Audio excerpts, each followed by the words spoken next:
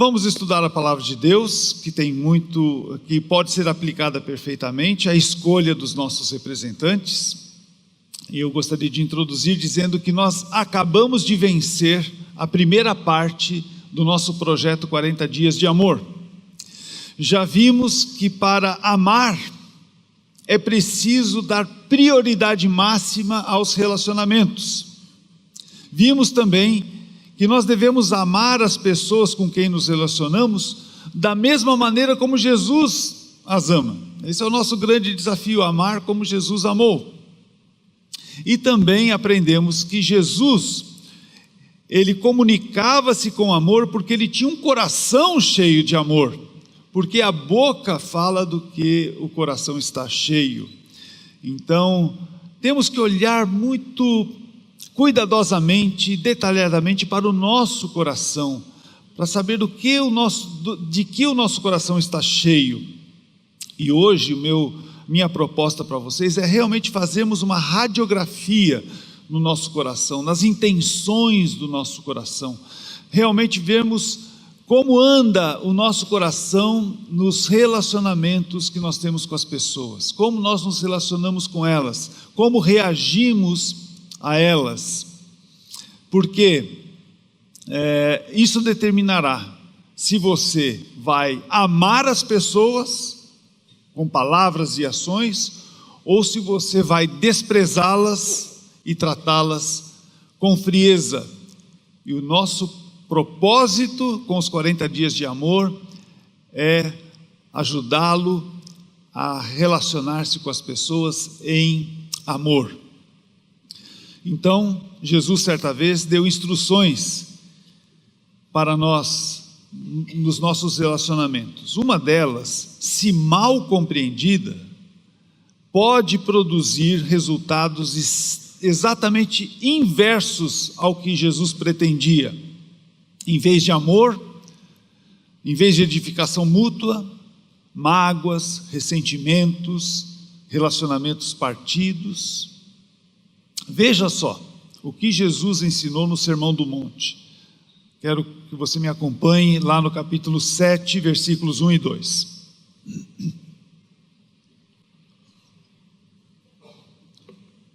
Diz Jesus: não julguem, para que vocês não sejam julgados, pois da mesma forma que julgarem, vocês serão julgados.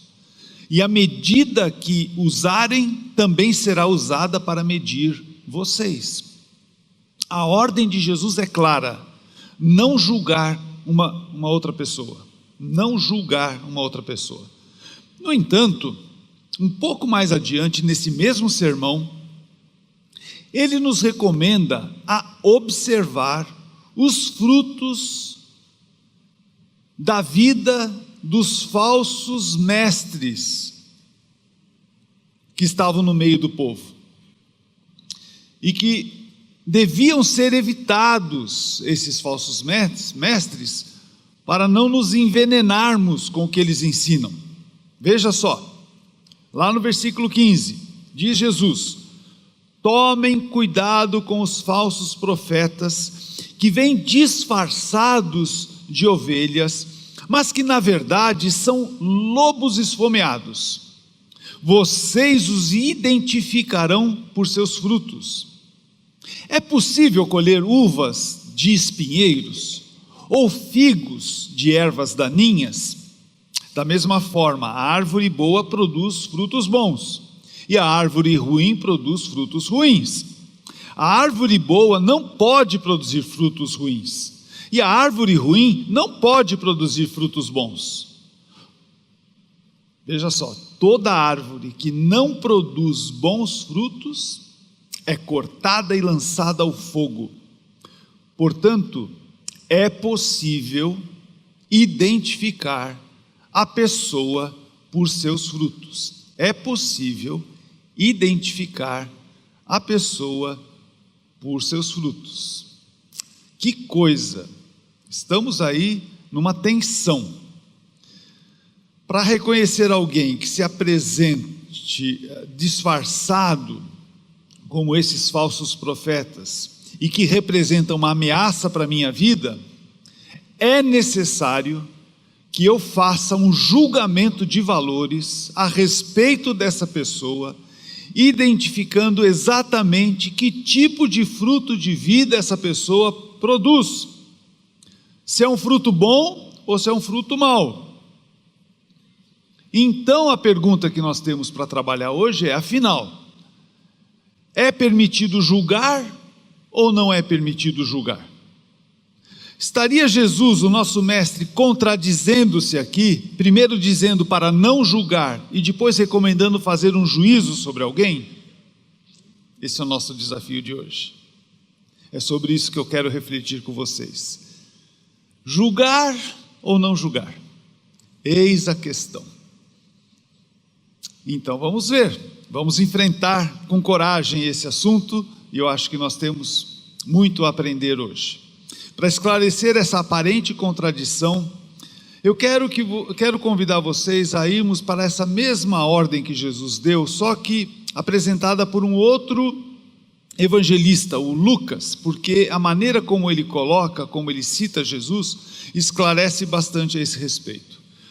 Lucas 6,37 diz assim: não julguem e não serão julgados, não condenem e não serão condenados, perdoem e serão perdoados. Lucas aqui está citando Jesus, e ele usa um paralelismo que nos ajuda a entender o sentido que ele quis dar ao ato de julgar. O paralelo aqui que Lucas coloca de julgar é condenar. Lucas usa o verbo condenar como sinônimo de julgar. E essa é uma aplicação bem possível dessa palavra. 5 vezes no Novo Testamento nós vamos encontrar o verbo julgar no sentido explícito de condenar. Então, condenar aqui em Lucas 6,37 significa literalmente essa atitude de vingar-se de alguém, de punir alguém. Essa que é a ideia de condenar. Eu vou agora puni-lo, eu vou sentenciá-lo, eu vou condená-lo, você vai pagar por isso. Então o que Jesus realmente está dizendo é: não condenem, ou não vinguem-se para não serem condenados, ou para que vocês não sejam alvo da vingança de Deus. Assim como vocês fazem, vocês receberão da parte de Deus. Então eu quero, nesse momento, nesse ponto da minha palavra, lembrar o que Paulo diz lá em Romanos 12:19. Amados, nunca se vinguem, deixem que a ira de Deus se encarregue disso, pois assim dizem as Escrituras: a vingança cabe a mim, eu lhes darei o troco, diz o Senhor. Assim são as coisas, assim devem ser os nossos relacionamentos. Então, o que é que, afinal de contas, é permitido fazer em relação a outra pessoa? Jesus diz: identificar. Identifique.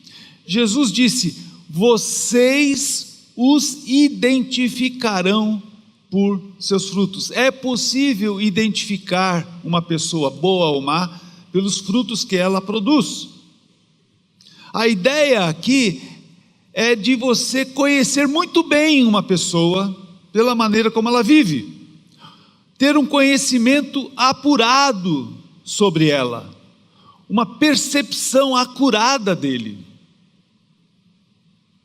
E este conhecimento é legítimo, não é errado, não é pecaminoso, porque ele é o resultado da observação das atitudes e das ações da pessoa à luz da palavra de Deus. E você tem todo o direito de identificar uma pessoa boa e uma pessoa má, uma pessoa que vai edificar a sua vida, uma pessoa perigosa para a sua vida. Note que a instrução de Jesus em relação aos falsos profetas não é a de puni-los, nem tratá-los com qualquer tipo de violência, nem mesmo a violência verbal. Não é para você agredir a pessoa com palavras que seja. Jesus, ele diz exatamente o que a gente deve fazer em relação a elas. Ele diz assim: tomem cuidado. Você identificou um falso profeta que é perigoso para você? Tome cuidado com ele. Só isso. Mas, lendo o texto, você poderia pensar também que ele diz que a árvore ruim será lançada no fogo. E aí a gente pode ter a mesma atitude dos dois irmãos lá, Tiago e João, que quando viram o pessoal fazendo uma coisa lá diferente, perguntou para Jesus: podemos ordenar que caia fogo sobre eles? Calma aí, calma, né? Não é por aí. Ele não diz que nós deveríamos fazer isso, não cabe a nós fazer isso. Deixe isso por conta de Deus. Deixe, como vimos Paulo falando, que a ira de Deus se encarregue disso. A vingança não cabe a nós, cabe a Deus e somente a Ele. Jesus censura aqueles que se colocam nesta posição, na posição de juiz, que conseguem identificar o erro da pessoa e a condena e pune essa pessoa. Contudo, aqui ele não está querendo anular a sua faculdade crítica em relação às pessoas. Ele não está sugerindo que você feche os olhos às coisas erradas que as pessoas fazem, fingindo que você não vê. Você é uma pessoa inteligente. Deus lhe deu a capacidade de julgar nesse sentido bom. Você foi criado à imagem e semelhança de Deus para discernir entre o certo e o errado. Você é capaz, sim, de julgar valores. Você é capaz de observar o comportamento de alguém, avaliar este comportamento à luz dos padrões de Deus e discernir se tal pessoa está fazendo algo que Deus condena ou se ele está fazendo algo bom. O que Jesus diz é que quando nós formamos um juízo sobre alguém, não deveríamos condená-lo. O juiz é aquele que não só sabe discernir que uma lei foi violada, mas também tem o poder e a autoridade de proferir uma sentença condenatória contra o transgressor. Ser juiz de alguém que pecou, que transgrediu, é colocar-me numa posição de superioridade em relação àquela pessoa, que me dá o direito de condená-lo, de puni-lo. E o nosso modo de fazer isso é sempre muito ruim, desequilibrado. Nós acabamos desprezando a pessoa, nós acabamos vingando-se dela, nós acabamos discriminando essa pessoa, punindo essa pessoa de qualquer forma, às vezes desproporcionalmente. Nós não temos essa capacidade de sermos totalmente justos na nossa condenação. Contudo, a Bíblia é clara em afirmar que ninguém pode ocupar essa posição que só cabe a Deus. Deus é juiz. Veja o que Tiago diz: há apenas um legislador e juiz, aquele que pode salvar e destruir. Mas quem é você para julgar o seu próximo? Essa é a pergunta que Tiago nos faz. Deus é o único capaz de julgar e condenar, se for o caso, com total correção, com total isenção e imparcialidade. Só Deus pode fazer isso, nós não. Você jamais deve considerar-se superior a quem quer que seja, a ponto de ocupar esta posição de juiz, julgar essa pessoa e condená-la e puni-la. Porque você e eu estamos todos no mesmo nível, todos falhamos, todos pecamos, todos transgredimos. O que você pode fazer, o que está ao seu alcance fazer, e é o nosso desafio do nosso projeto 40 Dias de Amor, é amar essa pessoa e ajudar essa pessoa a livrar-se daquilo que o está prejudicando. E isso sim é a nossa tarefa. Por isso Jesus continua a sua advertência com as figuras tão conhecidas do cisco no olho e da trave no olho. Lembram dessa figura que está na sequência do nosso texto, versículos 3 e 5 do capítulo 7 de Mateus. Jesus, na verdade, está dando uma bronca naquele grupo de religiosos ali. Ele diz assim: por que você se preocupa com o cisco no olho do seu amigo, enquanto há um tronco em seu próprio olho? Como pode dizer ao seu amigo: deixe-me ajudá-lo a tirar o cisco do seu olho, se você nem consegue ver o tronco no seu próprio olho? Hipócrita! Primeiro livre-se do tronco em seu olho, então você verá o suficiente para tirar o cisco do olho do seu amigo.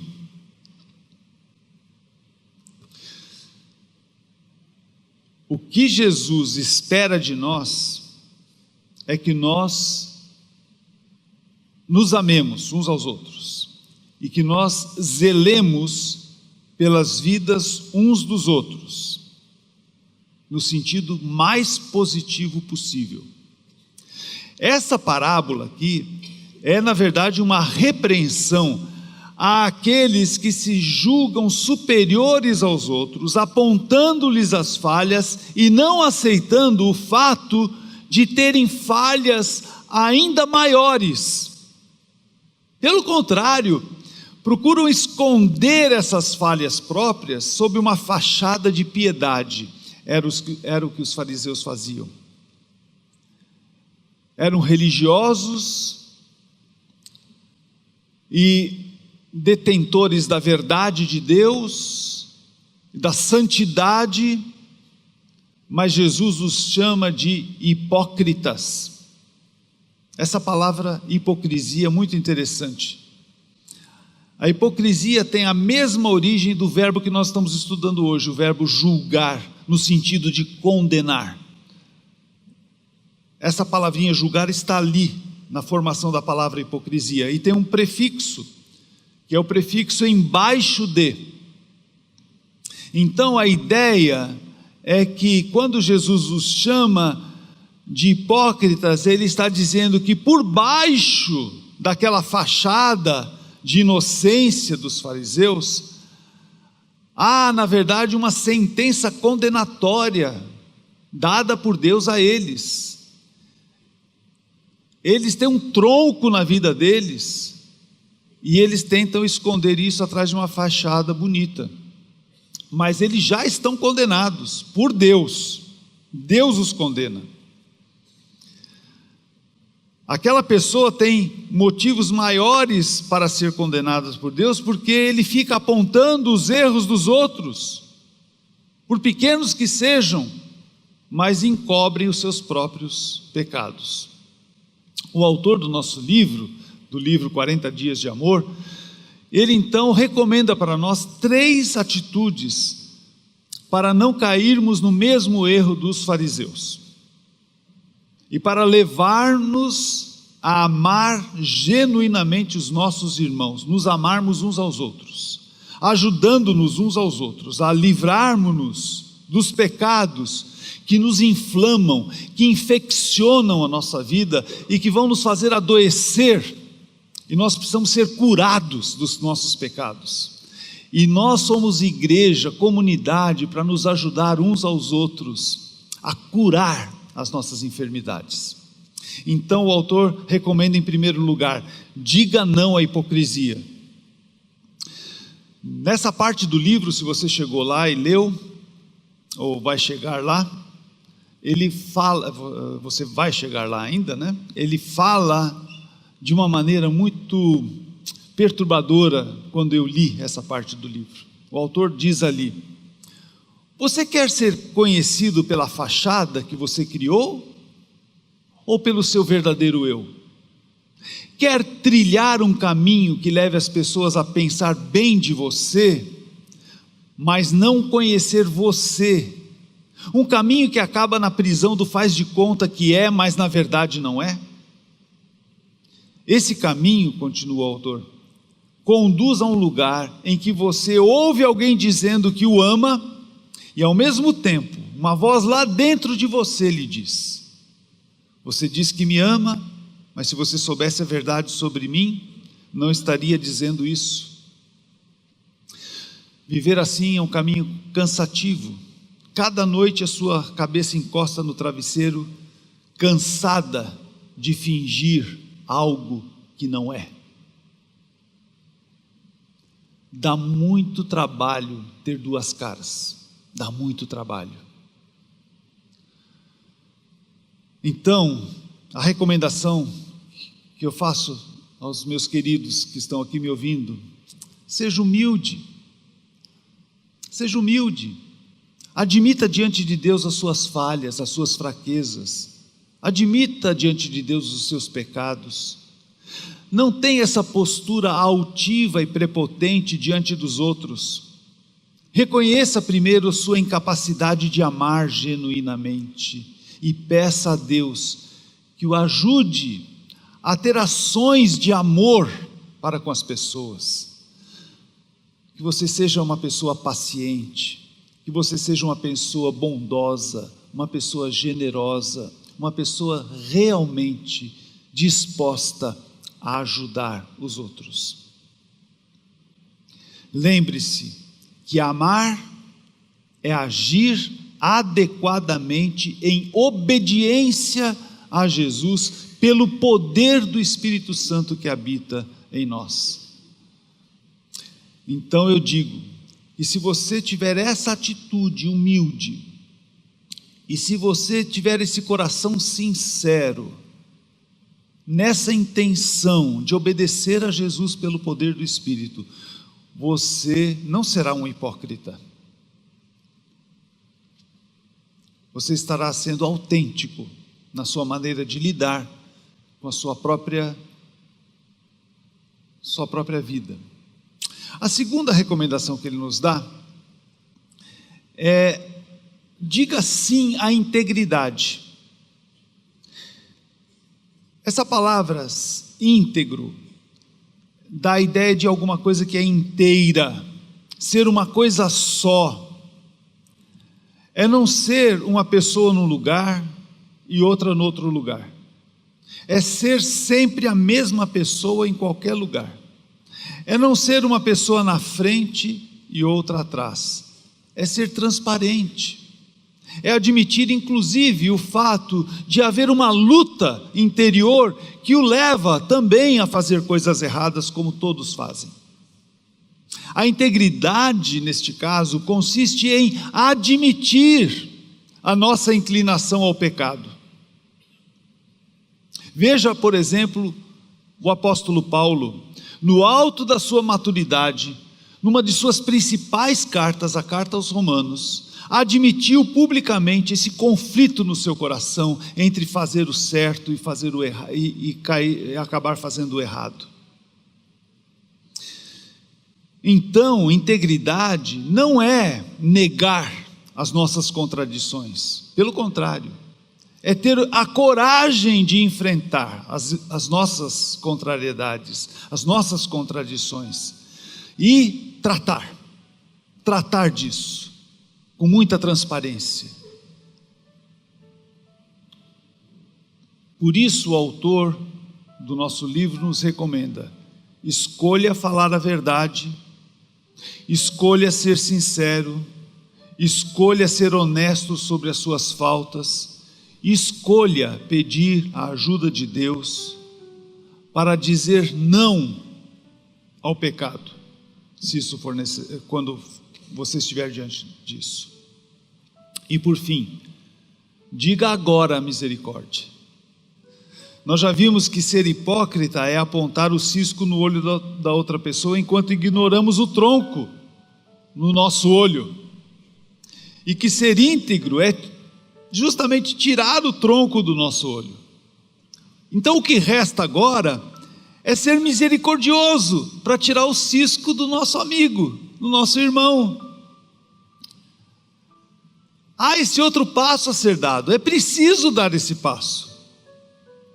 O que resta é ser misericordioso. Alguns acham que com a parábola do cisco e do tronco no olho, Jesus estaria censurando aquele que tenta tirar o cisco do olho do irmão. Jesus não está sugerindo em nenhum momento que cada um deve cuidar da sua própria vida e deixar o irmão que pecou no seu próprio caminho, fazendo o que ele bem entender, deixá-lo em paz. Este não deve ser o espírito da família de Deus, da igreja de Jesus Cristo. Nós somos família, somos irmãos uns dos outros, deveríamos ser caracterizados pelo cuidado mútuo. Jesus impõe a cada um de nós a responsabilidade de ajudar um irmão que está cometendo alguma falta. Ele faz isso um pouco mais adiante, no Evangelho de Mateus, capítulo 18. Antes de lermos o texto, eu quero dizer que você pode exercer a sua faculdade de discernimento, observando e concluindo que o irmão tem uma conduta reprovável. É o cisco no olho do irmão. E você tem o direito e até a obrigação, o dever de intervir, ajudando essa pessoa a tirar este cisco que prejudica tanto a sua vida, que está lhe fazendo tanto mal, por uma única razão: porque você o ama, porque você quer o bem dessa pessoa. Por isso Jesus diz: se um irmão pecar contra você, em algumas traduções nem aparece essa expressão contra você, se um irmão pecar, fale com ele em particular, chame-lhe a atenção para o erro. Se ele o ouvir, você terá recuperado o seu irmão. Mas pode ser que ele rejeite a sua ajuda.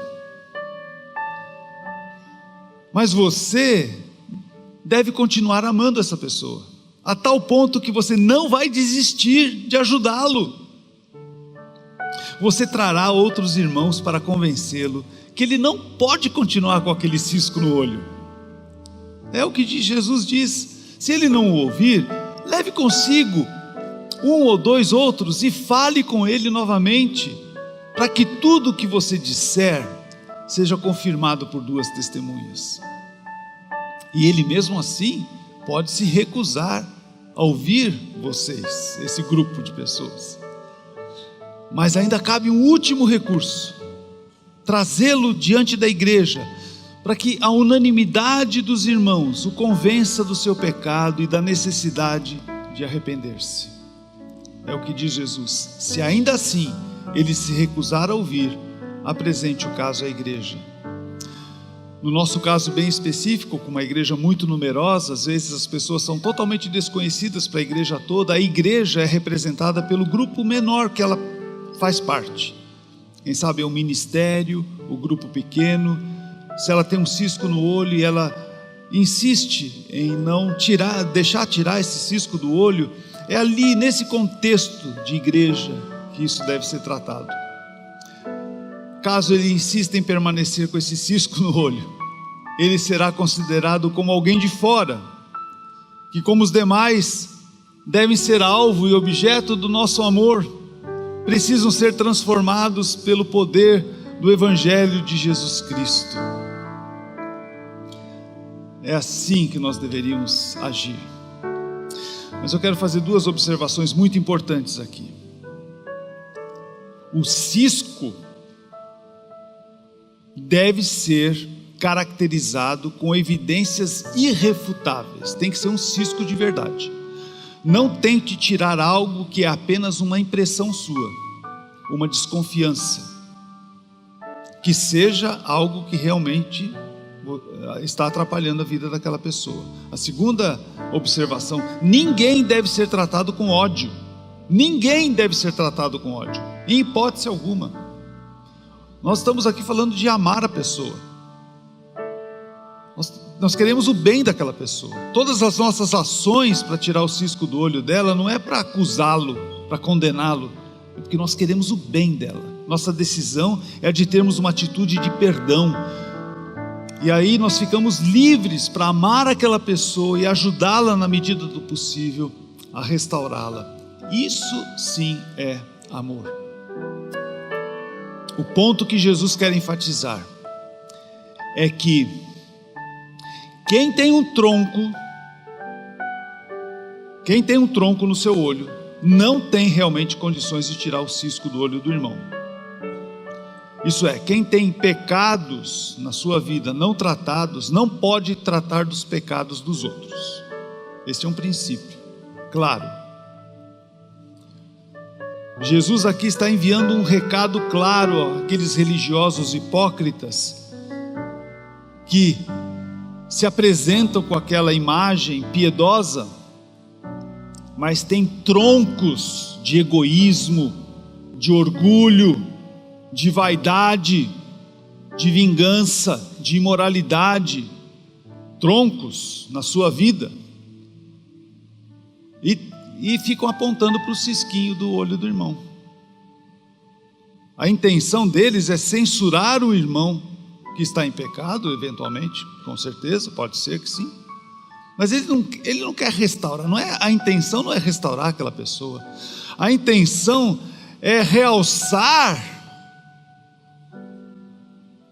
os pecados daquela pessoa para esconder os seus próprios. Então esse é um extremo que nós devemos evitar. O outro extremo que Jesus quer censurar é a omissão em relação ao pecado do irmão, ignorando o cisco dele para não precisar mexer no meu tronco. Eu tenho um tronco grande, não quero que ninguém mexa nele, então deixa o meu irmãozinho com o cisco dele, ele deixa o meu tronco em paz e nós vamos vivendo assim numa boa. É aquela ideia, eu não me envolvo na sua vida, você não se envolve na minha vida e tudo bem. Isso pode ser qualquer coisa, menos igreja. Isso não é igreja. Agir assim é jogar sujeira para debaixo do tapete. A sujeira continua. Isso só vai trazer problemas para nós, para toda a igreja. A instrução de Jesus é: primeiro, livre-se do tronco do seu olho, e então você verá o suficiente para tirar o cisco do olho do seu amigo. Isso é, você deve sim ajudar o seu irmão a livrar-se do pecado que lhe está fazendo mal. Mas certifique-se antes que você não tenha pecados que devem ser tratados da mesma forma. Trate-os. Tenha coragem de confessá-los a Deus, de arrepender-se deles. Trate-os com muita humildade e amor, e aí então você estará apto e deve estar apto para ajudar outras pessoas. Este princípio de Jesus deve criar em nós duas predisposições: a predisposição de tomar a iniciativa de ajudar um irmão que está sofrendo por causa do seu pecado. Nós não podemos ser omissos. Devemos ser proativos em ajudar as pessoas que sofrem por causa dos seus pecados.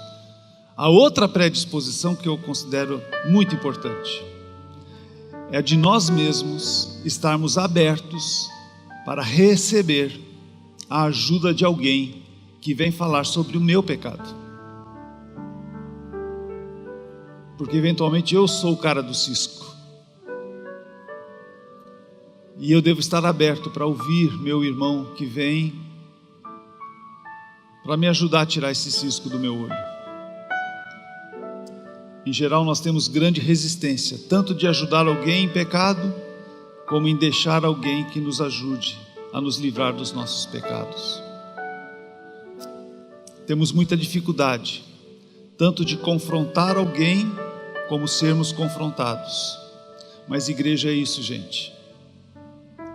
Nós precisamos aprender a ser igreja, a ser comunidade de amor, a sermos família.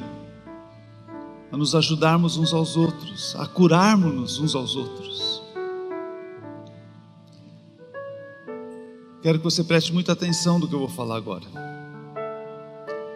Não existe melhor remédio do que a verdade sendo aplicada com amor. Não existe melhor remédio do que a verdade sendo aplicada com amor. Esse bálsamo do amor. E a eficácia, a força da verdade. Jesus precisa quebrar essas resistências no nosso coração para sermos de fato uma comunidade de amor, como Ele quer que nós sejamos. Você deixou que a palavra de Jesus, que nós lemos agora, penetrasse no seu coração, para ver como é que está o seu coração? Você deixou fazer esse raio-x? Porque a palavra é essa espada de dois gumes que vai penetrando aqui dentro, vai separando todas as coisas até chegar no âmago do nosso ser, para identificar qual realmente é a intenção do nosso coração. O que vai lá dentro mesmo, que nos faz agir como nós agimos. Nós precisamos aprender a amar. Nós precisamos aprender a amar. É o que diz a mensagem da música que nós vamos ouvir agora. É uma oração, e eu espero que enquanto essa música está sendo cantada, você concorde com ela. Você faça essa oração para si mesmo. Pai, eu quero aprender a amar, mas é tão difícil não julgar e abrir mão do meu direito de justiça. Eu não posso condenar se a tua escolha é perdoar. Me ensina, Senhor, a oferecer perdão e a me parecer contigo em compaixão. Deus, livra-me de mim, guarda o meu coração, pois nas vezes em que eu tropeço, tenho em ti o que mais peço. Perdão e misericórdia me alcançam e lançam para bem longe de mim a acusação. Assim como Deus os trata, deveríamos tratar os outros também. Que Deus o abençoe nesta oração agora. Faça essa oração pelo amor de Deus. Pelo amor de Deus. Amém.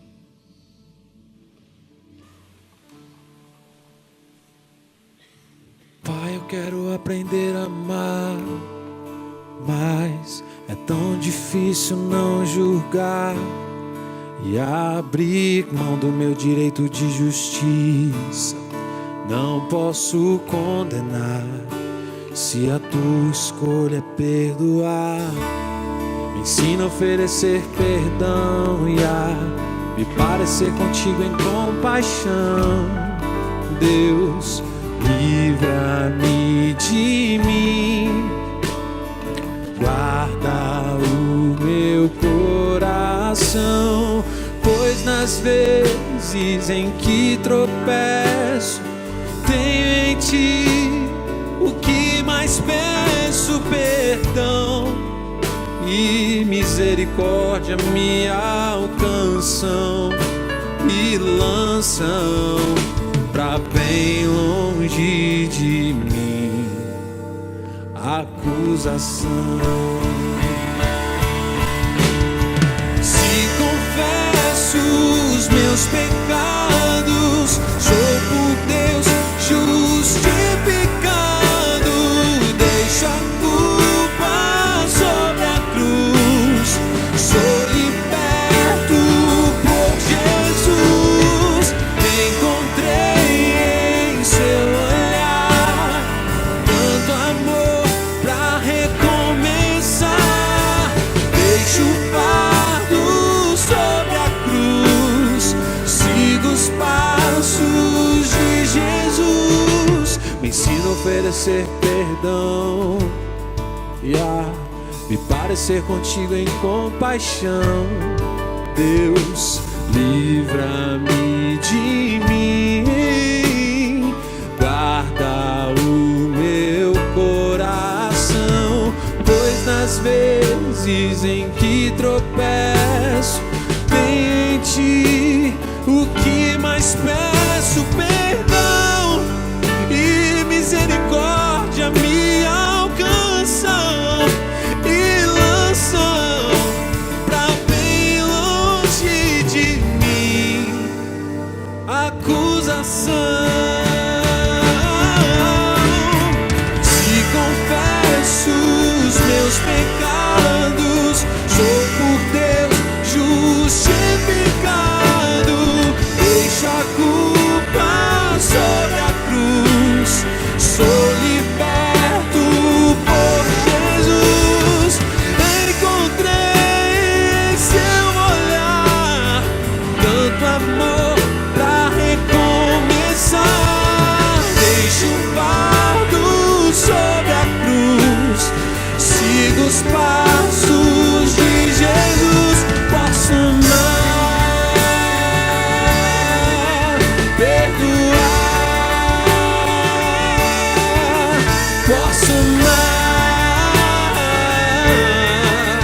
perdoar. Se confesso os meus pecados, sou por Deus justificado, deixo a culpa sobre a cruz, sou liberto